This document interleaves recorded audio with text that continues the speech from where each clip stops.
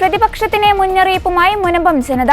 വഖഫ് ഭേദഗതി ബിൽ പാർലമെന്റിൽ പാസാക്കാൻ പ്രതിപക്ഷ എംപിമാർ അനുവദിച്ചില്ലെങ്കിൽ കടലിൽ ഇറങ്ങി പ്രതിഷേധിക്കുമെന്നാണ് മുനമ്പം ജനത പ്രതിപക്ഷത്തിന് മുന്നറിയിപ്പ് നൽകിയത്.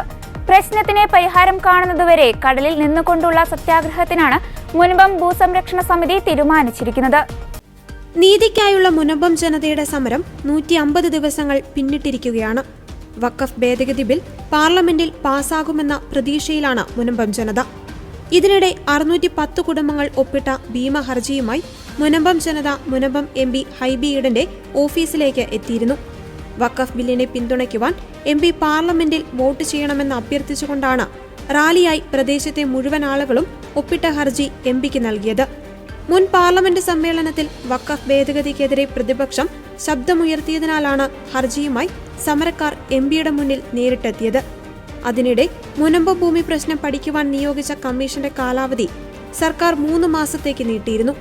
വിഷയത്തിൽ സർക്കാർ സ്വീകരിക്കേണ്ട നടപടികൾ ശുപാർശ ചെയ്യുവാൻ നിയോഗിച്ച retired justice CN Ramachandran Nair അധ്യക്ഷനായ ജുഡീഷ്യൽ കമ്മീഷന്റെ കാലാവധിയാണ് നീട്ടിയത്.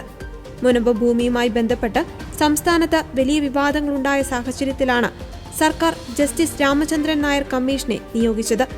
3 മാസമായിരുന്നു കമ്മീഷന്റെ കാലാവധി.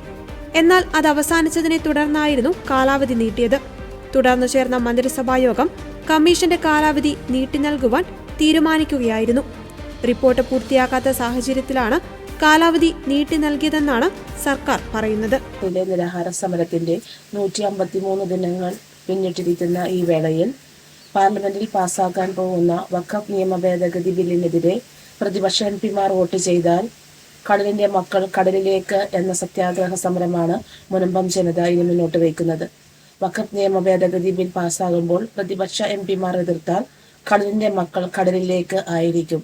ഇത് കേരള ജനസമൂഹത്തെയും ഭാരത ജനസമൂഹത്തെയും ഓർമ്മപ്പെടുത്തിക്കൊണ്ട് മുനമ്പം ജനത കാത്തിരിക്കുകയാണ് വഖഫ് നിയമ ഭേദഗതി ബിൽ പാസ്സാകുന്നതിനായി.